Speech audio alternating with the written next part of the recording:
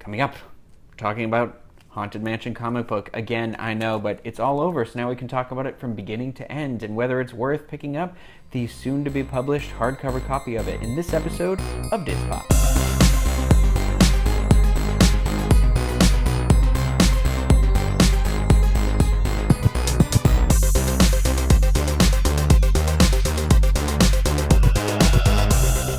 Diz Pop is brought to you by Dreams Unlimited Travel, experts at helping you plan the perfect vacation. Visit them on the web at dreamsunlimitedtravel.com. Hello, everybody. Welcome to the show. I am your host, Ryno, and today, like I said, we're talking about the Haunted Mansion comic book. I know we already talked about this once before, but at that time, I believe there were only 2 or 3 issues out, and now it's all over. It was just a 5-issue run. It's all part of the Disney Kingdoms series, so they have put out, there was a Thunder Mansion, there was Figment, and next in line is the Tiki Room comic book. But we're talking about Haunted Mansion today, and so we are just going to dive right in here. Now, the Haunted Mansion comic book is written by Joshua Williamson, and the artist was Jorge Coelho, and Jean-Francis Boulet was the colorist. I have probably slaughtered your name, so I do apologize for that greatly. So what I'm going to do, just to let you know, there's going to be spoilers, because I'm basically going to go issue to issue, tell you what's going on in the issue and all that. I'll try and leave out the very end, so it's not too bad. Just to let you guys know, I am in the show notes page going to include links where you can purchase all of these from Amazon, either individually, the Kindle edition, or the now collected hardcover version that's coming out that's going to be all 5 together in one, what is not referred to as a graphic novel, but as a collection. So let's just get into it. Haunted Mansion 1. So the story here, actually, I can read you the story on the inside of the cover. The setup. There are a lot of well, first of all, let me step back here. It says, "Welcome, foolish mortals, to the Haunted Mansion." Ooh. You got to read it in that voice, but I'm no good, so I can't do an impersonation of that. But it says, "There are a lot of stories about that creepy-looking mansion on the hill, but Danny Crow is living one far creepier than anything he's heard. His adventurer grandfather promised him they'd explore the mansion one day, but a freak accident killed his gramps and put that plan in the ground. Right? Wrong. Madame Liotta, a ghost in a crystal ball, reached out to Danny from the mansion to deliver a message. His grandpa's ghost is in the mansion and needs his help. Danny plucked up every bit of courage he had and set out for the mansion, learning from Madame Liotta that the house is populated with retired ghosts. Most want to relax and enjoy their afterlives, but a sinister spirit known only as the Captain has found a way to trap the ghosts inside. Only a living person can free the mansion and Grandpa's spirit, so Danny agrees to help. Now he just has to remain living." Bum, bum, bum. So that, what I just read was basically a summary of issue 1. So we start in New Orleans, Louisiana, which is where the original Haunted Mansion from Disneyland is set in New Orleans Square. And you meet a bunch of random town people that just kind of say, "Oh, it's haunted up there." And, they kind of tell all these stories that kind of, they allude to things that were like in the attraction. One brings up the pirate. Another woman talks about a headless horseman. Then there's the one who talks about the lady who killed all her husbands. Another guy brings up the pirate again. But anyway, it all leads to Danny and his grandfather are staring from a distance, looking at the mansion. The grandfather's like, "Oh, we're going to go in there one day. We're going to go in there one day." And the son's like, the grandson's, "I'm too nervous. I'm a wimp." And, he's like, "All right, well, whatever." So he's off on his adventure. Grandpa leaves to go on his adventure to scale the Matterhorn, where unfortunately an avalanche kills him. Spoiler alert. That's like page 2 of that. So, next we meet Danny in the graveyard. He's talking to the grave, and there's like a whisper you see in like the reflection of the entrance to the mansion or something is what we imagine to be Madame Liotta, trying to call to him. But Danny's basically saying at the grave that things haven't been right since the father died. The parents haven't really recovered just right. So they're both kind of going about their own lives, not paying attention to their son and how he's grieving. And so he's home alone one night, and Madame Liotta reaches out to him through a mirror. Danny decides to go to the house. He's in the house. He pretty much approaches the house the same way you go through the attraction at Disneyland. So, like where the queue is, he would go up through that front door. He goes into that foyer area. He then goes into the elevator room or the stretching room. And there's a fun little jab where he's like, "Are these paintings stretching?" And he makes a comment about how there's no windows and no doors, and that's a plot point actually later. So that's important to remember that. Then he comes out in the long hallway, where in Disneyland you walk down this hallway. At Disney World you ride down this hallway, but it's where all the portraits are, where like the lightning flashes and they kind of change a little bit. He walks by through theirs and they start crawling out of the painting. So whoa, scary. And then he next he comes up on the the coffin that's lying in the purple room that's the little skeleton hands are trying to pull it out. There's that, and you're like, okay, so he's making his way through the attraction, because then he sees the doors. There's the one that's like the breathing door, and the next room he makes his way into is Madame Liotta's room, and he meets her, and she tells him everything I read before, that his grandfather's ghost in the mansion, and they need his help, and only a human can help them. And so she casts her spell, which, serpents and spiders, tail of a rat, call in the spirits wherever they're at, all that jazz. She does that. All these musical playing ghosts show up. You kind of get like a little bit of a glimpse that there's another malevolent, I'm not saying the right word. Another bad being in here, and it's constant, sure enough. She loves to chop the heads off the ghosts in this place. So the one ghost who's like, "I'm going to tell the captain," Constance is like, "Nope, snap, your head's gone."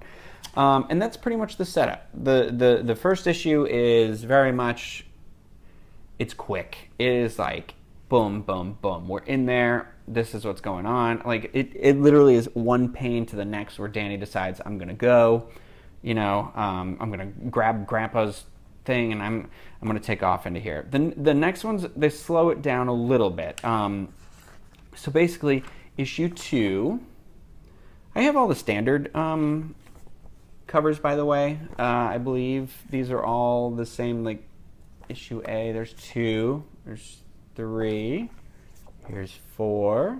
If you're listening, I apologize. Here's 5. But they had, with any comic, there's a lot of variants, and issue 1 and 2 had Disney Park exclusive variants that you could get at the Haunted Mansion attraction, which were pretty cool. We got one of those. It was basically like the poster for the attraction. The first one had the ghost playing the organ from the party room. That was neat. And that's also a pane in here. But so Danny sets off with the help of these musical playing ghosts. And this is where he arrives at the party scene from the Haunted Mansion. So everyone's celebrating and having a party. And he comes in here and he meets Pickwick. Pickwick, who is the one who's on the chandelier when you go through the ride. He's the ghost hanging from the chandelier. So he meets him, and they're all crazy. They love to party. They want to party. They're basically saying they can never leave, though. They're chained in. They're under the spell. So this is where we learn more about the spell that the captain has put under everybody and why he's kind of done it. So you get a little bit of a backstory. But he basically says, ever since the captain's curse, we haven't really been resting in peace. But no matter how much we want to be free, we just can't leave the party. So it's basically, we learn this room's cursed. It's holding Danny. And Danny starts to forget.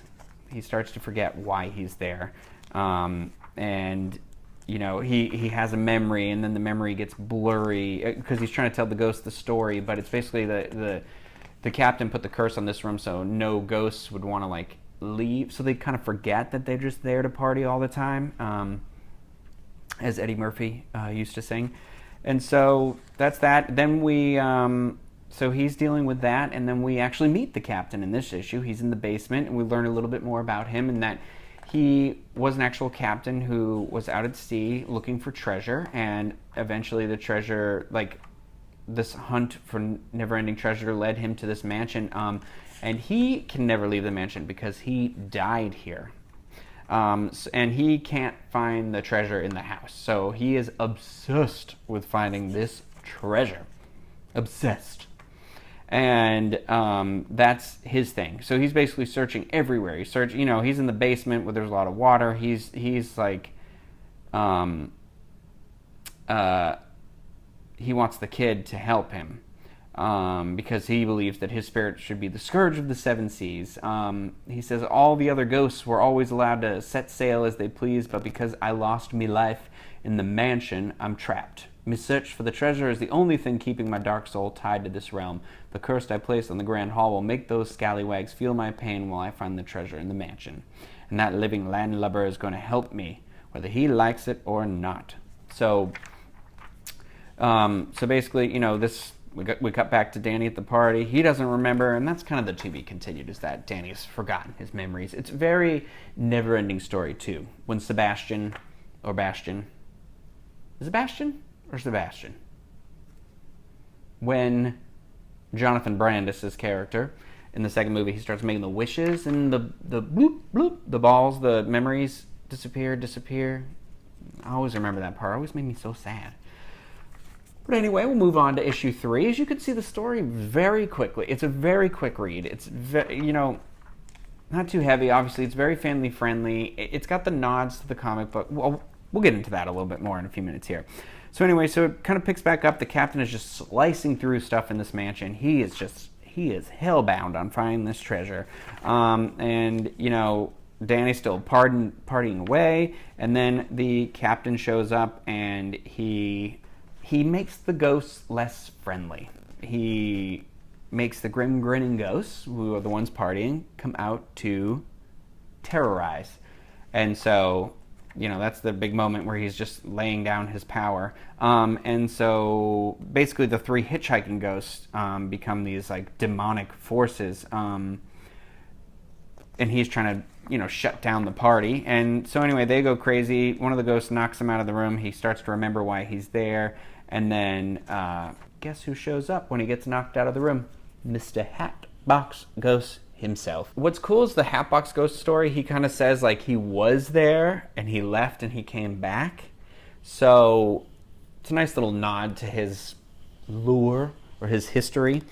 But again, he takes him from there into the endless staircase room, and he says like no mortals have ever seen this before. So he's saying that's how he moves in and around everywhere. So that's kind of a cool nod. There's also another cool moment in this where the Hatbox Ghost takes him into like the ghostly materials gallery, and so on the wall it's just pictures of all these houses, and if you look closely, they're actually like, I think they're supposed to be the other haunted mansions, because he says, you see, the magic within the mansion reaches far and wide. Some are built as resting places for spirits once they wish to retire from their haunting days. Some are places of pure magic for fun and exploration, others for the mystic and macabre, but they are all built as reminders that in death we should celebrate life. So right there, that's a nice little point of the Haunted Mansion. And he says, wow, it's like they're all connected, So it's kind of like that. He says, so the hitchhiking ghost says, excuse me, not the hitchhiking ghost, the Hatbox Ghost. I'm so used to saying that. He says the captain didn't just trap the ghosts within the house, he trapped the magic, and it has to be free. So it's kind of like one of those, well, this threat is going beyond just us. We have to kind of help everybody. Danny's kind of like, well, I'm a little scared still, and the ghost kind of helps him, and then lo and behold, the captain shows up with Madame Liotta's glass ball. But the whole reason she's in like the glass ball, I guess, is because it's taken a lot out of her to get Danny to come to this house. But anyway, she reveals, spoiler alert, I'm holding my hand up until I'm done talking about it, that Danny's grandfather's ghost is not, in fact, actually in the house. And that she tricked and lied to him just so he would come and help them. What a witch. What a witch, am I right? Am I right?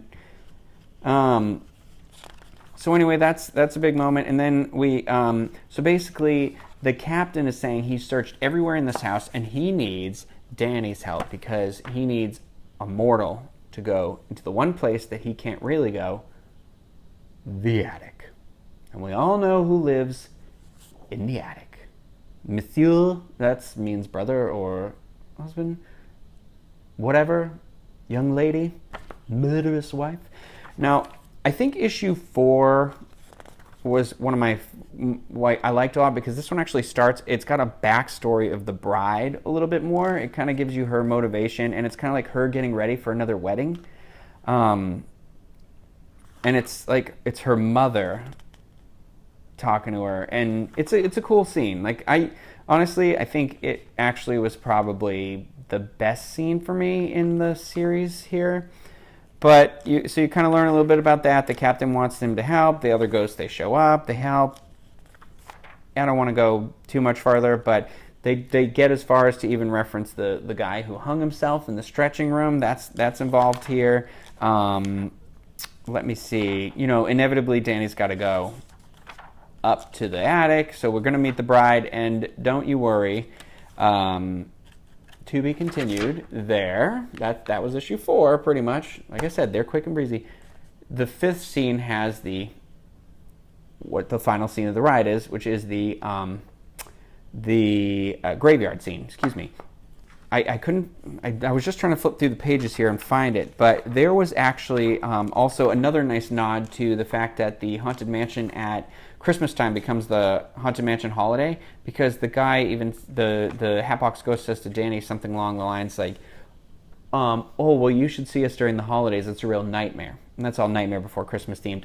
I thought that was fun. Well, I mean, I guess I thought that was a nod to that. I maybe read too deep, but yeah, so, you know, there's even the caretaker Danny's going to meet out there with the dog in this issue, and you know, I won't talk too much about issue 5, just because that's kind of the big climactic moment.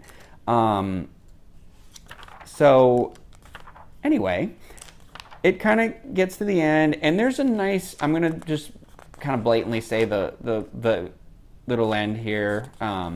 There's a nice message about, like, once everything's all said and done, is that the parents, it's about grief, I guess, because he was saying how after everything's been settled, you know, things were kind of getting back to normal, and the parents were all, they were all realizing they all grieved in different ways, but separately when they should be grieving together. So there's a nice little family-oriented message about the death. And then again, the Hitchhiking Ghost said the thing about celebrating life, which I thought was nice. Overall, I think if you're a fan of Haunted Mansion, you're going to enjoy all the nods to the lure and mythology, the attraction that is Haunted Mansion. I'm sure you'll love that stuff where it ties it into the other Haunted Mansions. If you're a serious, like, comic book reader, there's nothing too weighty here. It is definitely like one of those series that if you're just an adult, if you're somebody just like my age and you love Haunted Mansion, like I said, you'll enjoy it. If you're somebody who's just a casual, you know, you're not a giant Haunted Mansion fan, but you're like, oh, Marvel's released this Haunted Mansion comic book, some of this might be a little wasted on you. However, if you are going to go to Disney and ride the Haunted Mansion, these would be a really cool companion piece for that. So you could ride it, check out the nods to it in the comic books, check out the nods in the rides, and just, you know, kind of go through each one of those. That would be like a really fun thing to do after reading it. You know, if you're family, you know, if you're kids, it's not even too scary either. It's got its moments where it'd be like the fun kind of scary. Like, I read this book when I was a kid called In a Dark, Dark Room, and it was all these like little horror stories. I went back and read it now. They are a little more traumatizing. Like, there's one girl with a ribbon around her neck, and when you pull the ribbon, her head came off. My mother had me read these to her, but we love Halloween in my family. So, but this isn't scary. This is like a fun read.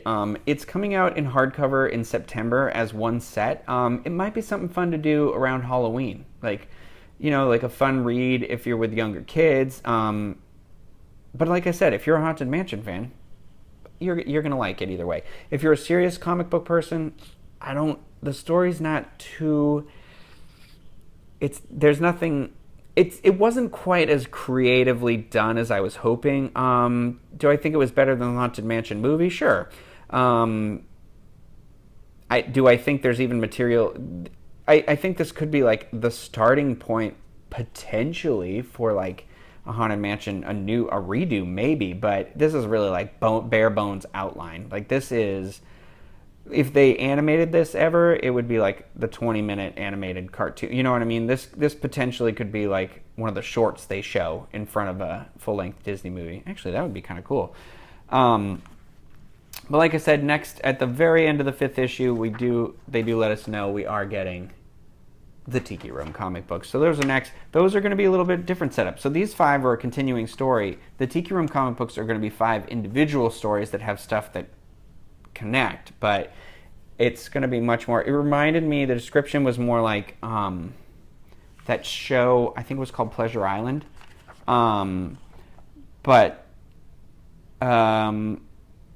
Let me see what it says here. It says, indeed, hurry back to the Disney Kingdoms this fall for the launch of our brand new series, Enchanted Tiki Room. So before you check your room for any hitchhiking ghosts that may have followed you home from the comic shop, enjoy a refreshing taste of our tropical paradise. I'll check those out. I will review those as well. But I would give these a solid, from just like the comic book standpoint, I'd give it like a B. A B. But if you're a Disney fan, like I said, I think you're going to enjoy this. It might be worth trying to invest and find it.